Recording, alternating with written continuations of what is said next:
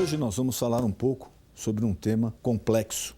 Pessoas desaparecidas, jovens, crianças, adultos. E a nossa convidada é Ivanise Esperidião. Ela é a presidente da Associação Mães da Sé.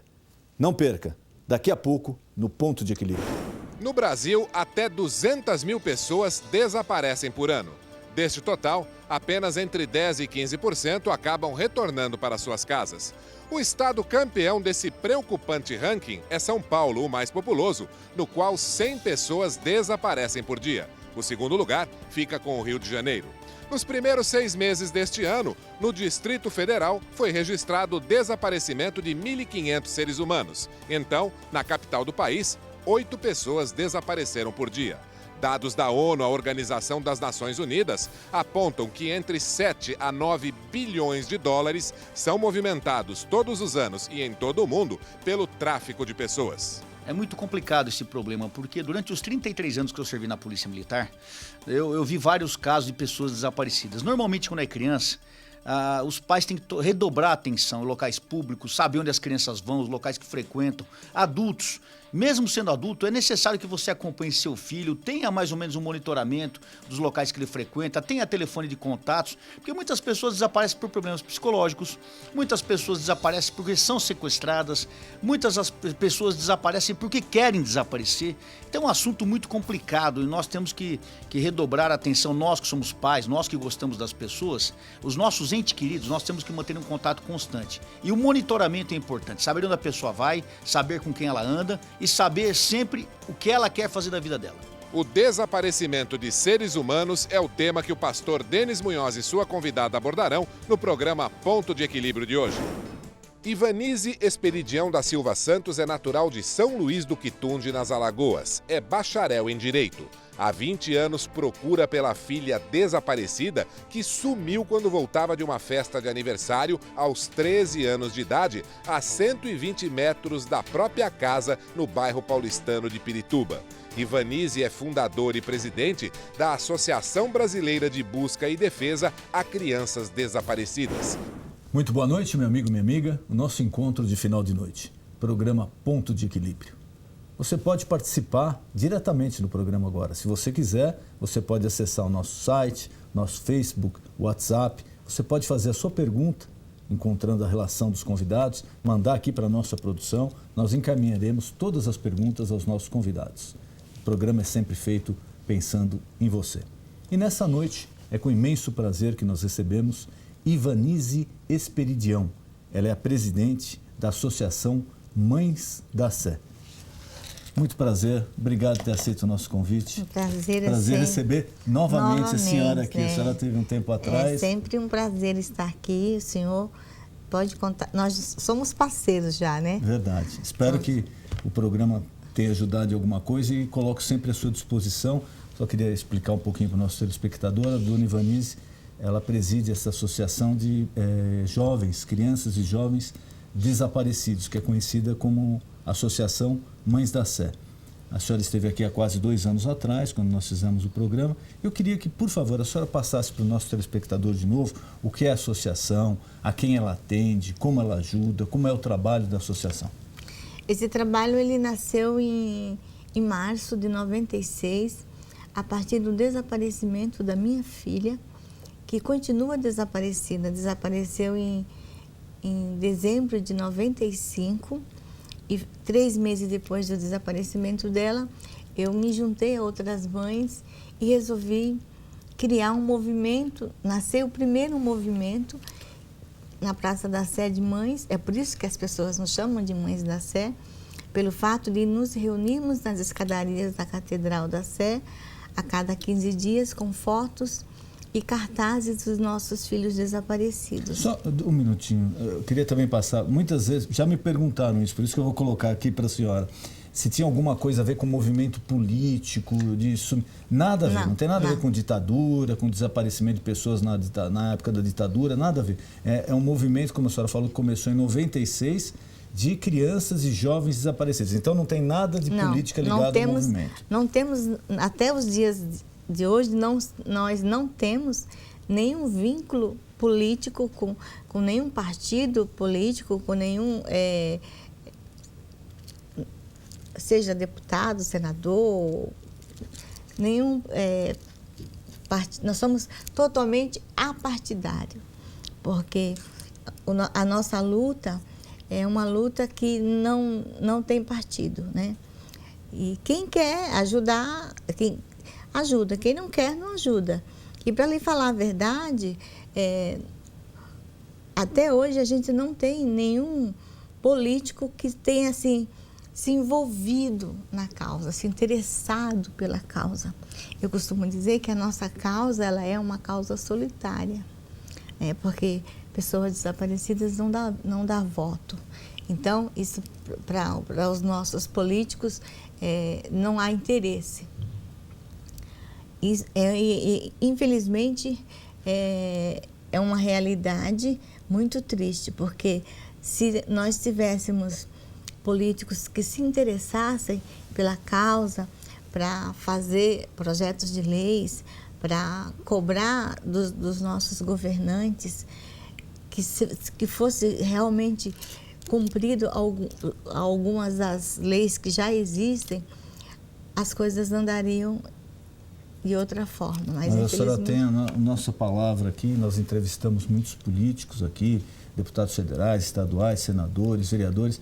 A senhora tem a nossa palavra aqui que a partir de agora, eu pessoalmente vou me incumbir de passar os dados da senhora, o telefone, esses cartazes. Inclusive, eu queria que a produção já fosse colocando aqui atrás as fotos das crianças desaparecidas. A senhora pode ter certeza que a partir de agora eu vou me incumbir de passar tudo isso daí para eles e certamente alguém vai se interessar e vai procurar a senhora. Olha, eu espero que sim, porque eu viajo muito para Brasília, já participei de várias CPIs de desaparecidos, CPI de tráfico de pessoas, mas acabou a CPI, pronto, ninguém faz mais nada.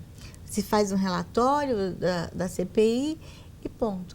Não se dá continuidade ao assunto. E só quem avalia a dor mesmo é um pai, uma mãe, um parente da pessoa desaparecida. É quem convive, entendeu?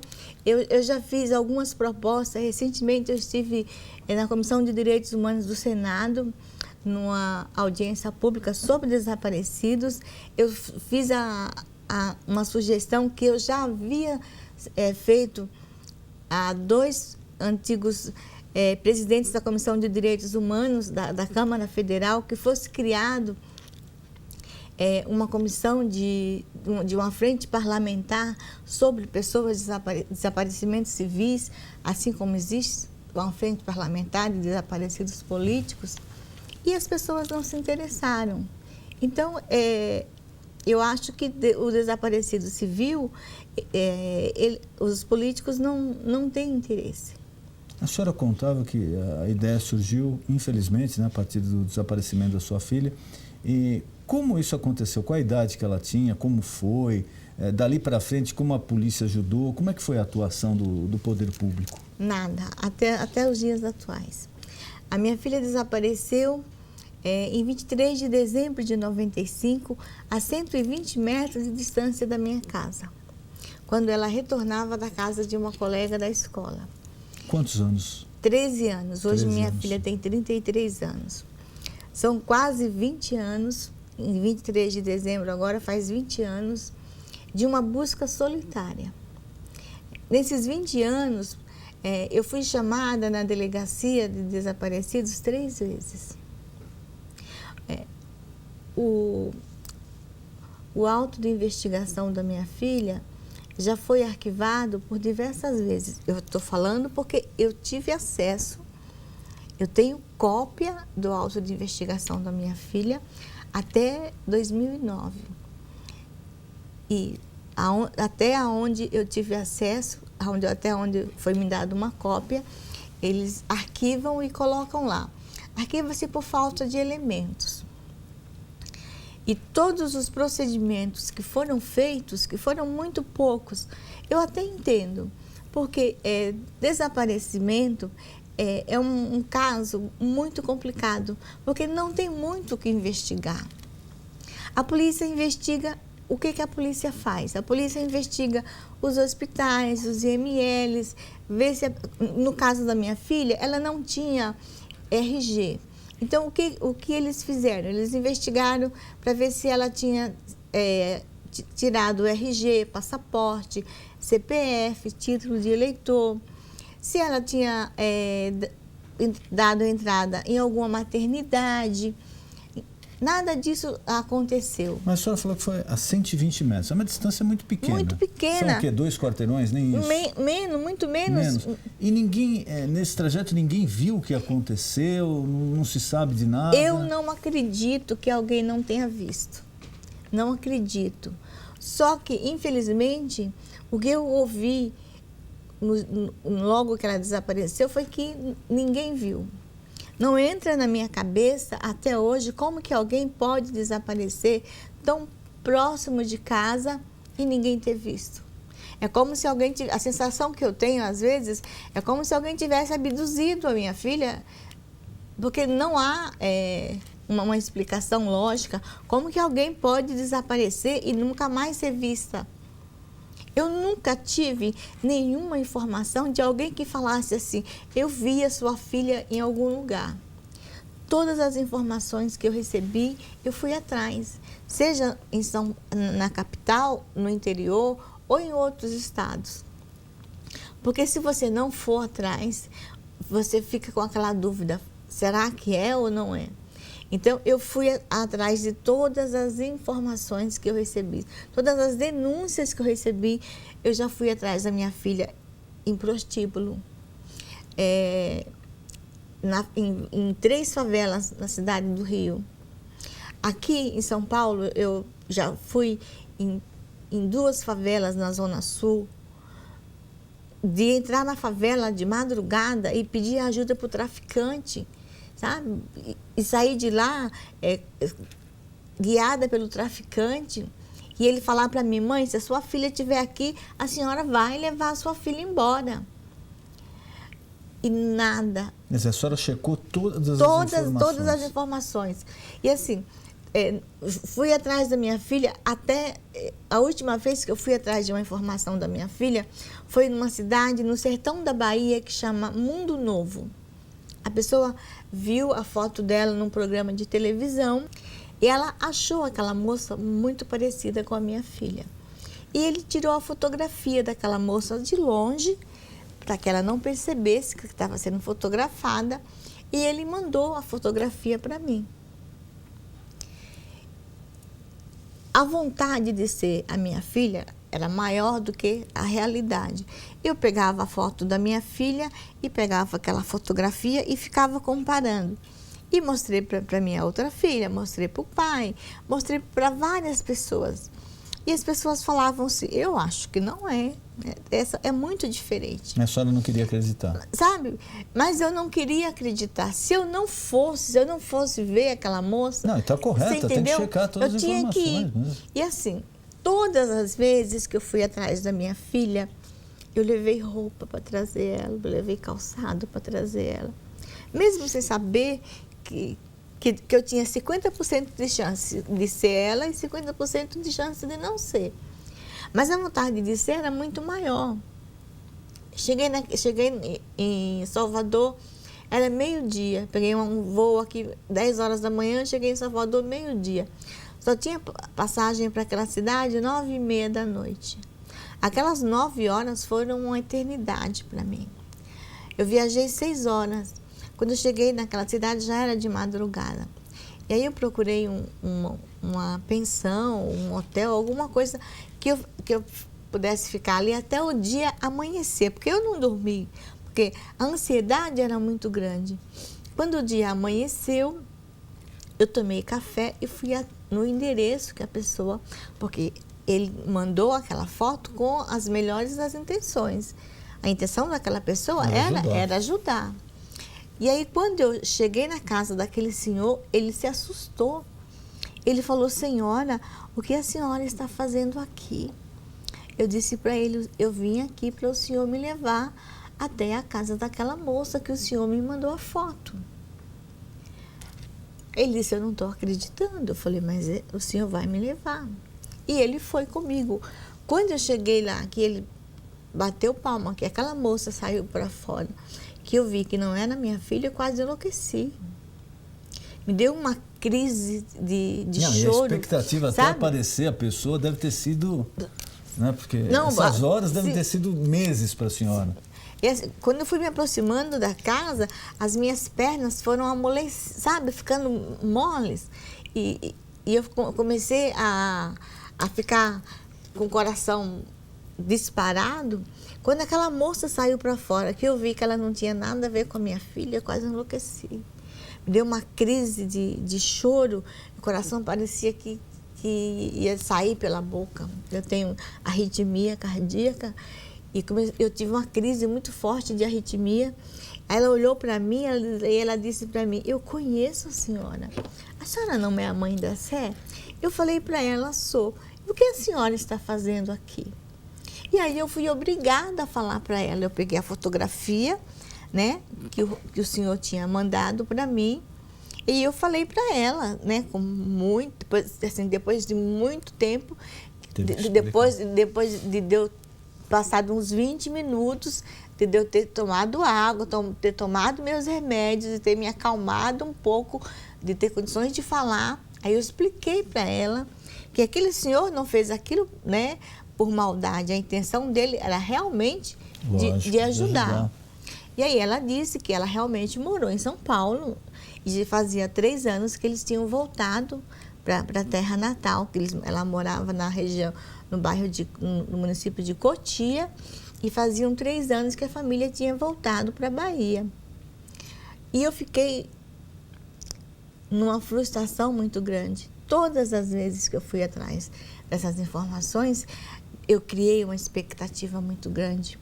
Agora, eu não faço isso com as minhas mães, né? Porque quando eu recebo uma denúncia, seja de uma criança ou de um adulto, eu primeiro tento checar todas as informações, tudo. Se eu tiver 100% de certeza de que realmente é aquela pessoa, aí eu ligo para a família e passo a informação. Só que eu não tenho quem faça isso por mim. Então, eu sou obrigada a passar por esse sofrimento. Quantas pessoas, mais ou menos, existem cadastradas ali com as mães da Sé? Quantas pessoas tidas como desaparecidas que as mães da Sé tentam ajudar? Olha, nós já cadastramos mais de 10 mil pessoas. 10 mil pessoas? É. Nós temos 19 anos e 6 meses de fundação. Nós já temos mais de 10 mil pessoas cadastradas.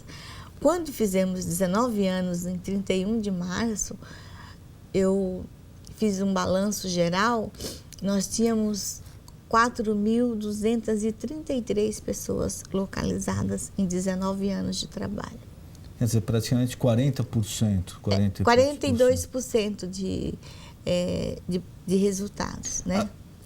Agora, quando a pessoa procura, porque, lógico, o primeiro passo da pessoa é tentar entrar em contato com a polícia, ou com hospitais, ou com o Instituto Médico Legal, etc. Quando eles chegam para falar com a senhora, eles já passaram por essas etapas e provavelmente não encontraram a pessoa e foram até lá. Quais são os motivos? Às vezes as pessoas falam: olha, eu tinha um filho, uma filha que estava com problema, estava sendo ameaçada, sumiu, ou a maioria... Por exemplo, o caso da filha da senhora, ela passava algum problema, ela está sendo ameaçada por alguém, ela estava com alguma atitude estranha? Não. Qual o percentual, mais ou menos? Olha, a maioria dos casos de desaparecimentos que envolvem crianças e adolescentes são fugas do lar. Essas fugas são geradas por conflitos familiares. Quando a criança foge de casa, a criança ou adolescente foge de casa, ela está fugindo de um conflito familiar. Essa fuga, ela está sinalizando uma violação dos seus direitos. Só que quando a criança foge de casa, ela não vai muito longe do seu habitat.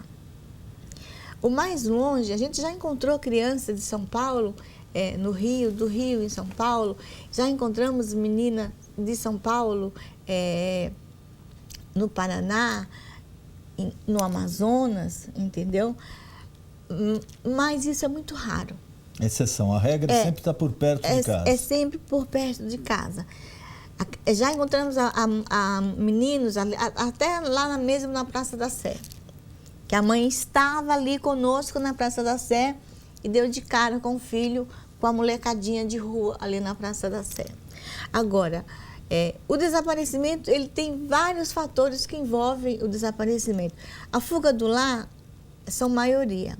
Agora, a criança que realmente desaparece, ela é usada para finalidade de crimes, como tráfico de órgão, exploração sexual, seguido de morte,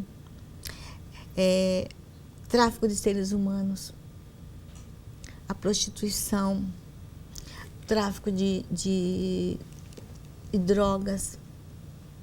Os casos que a gente fala são casos enigmáticos, são crianças que o senhor pode observar nessas fotos. Estão passando algumas aqui. São crianças que o senhor pode observar que elas são... todas essas crianças, elas são de famílias, de classes sociais muito baixas. Algumas delas, ou a maioria, de famílias que vivem abaixo da linha da pobreza. Crianças que a mãe, 62% das mães cadastradas na associação são mães solteiras ou que foram abandonadas por seus companheiros depois do desaparecimento dos seus filhos. São mães que trabalham, deixam seus filhos sozinhos em casa porque não têm condições de pagar alguém para olhar aquelas crianças. Infelizmente o governo não oferece a creche que o Estado nem o município não oferece um lugar onde aquela criança possa ficar um período na escola e o outro período ela fazer uma atividade extracurricular. Entendeu? Então, ela é uma criança que está numa situação totalmente vulnerável. Está numa situação de vulnerabilidade e se torna um alvo muito fácil. Ela vai para a escola sozinha e na porta da escola ela começa a ser aliciada pelo traficante. Se ela vai para a escola, às vezes o almoço que ela tem é quando ela vai para a escola. E aí ela, na porta da escola, é aliciada pelo traficante para ganhar R$30 por dia, para servir de aviãozinho para ele. E ela aceita. Para levar a droga. Entendeu? E aí, quando a mãe ela começa a se envolver com as drogas, a mãe sai de casa muito cedo e quando ela chega, a criança já está dormindo, às vezes já vai dormir cedo para a mãe não perceber que ela já está mudando de comportamento. Essa fuga é justamente para a mãe não, ou por vergonha, ou por medo da mãe saber. A mãe não chega na delegacia, nem chega lá no escritório e fala para mim, ou na delegacia assim, o meu filho fugiu de casa. A mãe diz, o meu filho desapareceu. Ela não sabe o que está acontecendo. Ela não sabe o que está acontecendo. A gente só descobre o verdadeiro motivo do desaparecimento quando a criança é localizada. Às vezes ela até sabe que a criança está envolvida com droga. O adolescente já é um adolescente infrator. Mas ela não fala por vergonha. E a gente só descobre depois que a criança é localizada. Desses 42%, a senhora falou mais ou menos que é localizado, aí se abrange o quê? Localizado e tem casos também que infelizmente se acha morto. Sim, nós temos 225 óbitos. 225, desses 10 mil? Dos 4.232. Dentro dos 4 mil tem 225 óbitos. Desses óbitos, todos os casos que envolvem meninas, todas elas foram vítimas de violência sexual seguida de morte. E os meninos foram executados. Provavelmente, esses meninos já estavam em envolvimento com as drogas. E assim, o que mais me revolta, nós temos crianças que foram vítimas de violência sexual seguida de morte, crianças de 3 anos, crianças de 5 anos. 3 anos? Sim. Meu Deus. Entendeu? Por isso que as primeiras horas do desaparecimento é muito importante que se faça uma busca para que esses crimes sejam evitados. Nós temos uma legislação federal, que é a Lei 11.259, que ela está em vigor há 10 anos. Chama-se Lei de Busca Imediata. A lei é bem clara quando ela diz que a polícia, ao fazer a ocorrência do desaparecimento de uma criança ou adolescente, além de fazer a ocorrência, ela tem que fazer as buscas imediatamente. E ainda acionar Polícia Federal, Polícia Rodoviária, aeroportos, portos. Mas a lei não é cumprida. Se a lei fosse cumprida, esses crimes poderiam ser evitados. Mas aí o conselho da senhora, então, dentro da parte que a gente pode fazer, a mãe ou o pai, o responsável, quando nota o desaparecimento, o primeiro passo seria já procurar nas redondezas. Além de avisar a polícia, procurar nas redondezas da casa. Nas imediações aonde ocorreu o desaparecimento. Até mesmo antes dela ir à delegacia, a criança desapareceu no trajeto da escola. Então, que se mobilize um grupo de pessoas, né, para procurar naquela região aonde a criança desapareceu. E a mãe ou a mãe ou o pai vai até a delegacia. E a delegacia teria que começar as buscas imediatamente. Mas isso não acontece. Infelizmente, essa realidade que nós vivemos. Aqui nós estamos colocando o rosto de alguns jovens desaparecidos. Eu queria que também a senhora passasse, por exemplo, a pessoa que infelizmente se depara com um problema desse. Qual o telefone, qual o meio de contato, como ela pode entrar em contato com a senhora, com a associação, para poder ter um auxílio nessa hora? Olha, o nosso telefone, qualquer pessoa que tenha um ente querido desaparecido, ele pode nos ligar no telefone. O DDD é o 11, o telefone é o 3337-3331. Então, o código da operadora 11... 3337-3331. É aqui em São Paulo. E o nosso site é o mãesdacé.org.br. mãesdacé.org.br é o site também que você pode acessar. E o nosso Facebook também é Mães da Sé. Facebook/Mães da Sé. Então, fica aí dado o recado. Eu queria mais uma vez, nosso tempo está se esgotando, mais uma vez agradecer a presença da senhora. Eu que agradeço imensamente. É um prazer receber a senhora. O prazer é meu. O que o programa puder ajudar a senhora fique à vontade. E gostaria também de colocar à sua disposição, se a senhora quer passar mais algum recado, alguma coisa que eu não perguntei para o nosso telespectador, fique à vontade. Eu acho que o que nós falamos foi muito bom. Eu só queria pedir para que as pessoas... quando visse a foto de um ente querido, de uma pessoa desaparecida, seja nas redes sociais, seja num site, que prestasse atenção, que compartilhasse. As redes sociais hoje é uma ferramenta que tem uma utilidade muito grande. Então, quando você vê uma foto, compartilhe, passe para frente, porque só assim você vai ajudar a diminuir a dor de uma família que passa pelo sofrimento de procurar por um filho há dias, há meses, há anos. E você pode fazer isso. Se coloque no nosso lugar e pense, e se fosse meu filho? Muito obrigado, que Deus abençoe a senhora. Amém, eu que agradeço. Nós vamos aqui estar em oração, ajudando, orando, e também o que o programa puder fazer, conte conosco. Já está fazendo muito. Obrigado, foi um prazer receber a senhora. Prazer aqui. É meu. O nosso encontro de final de noite, programa Ponto de Equilíbrio. Boa noite.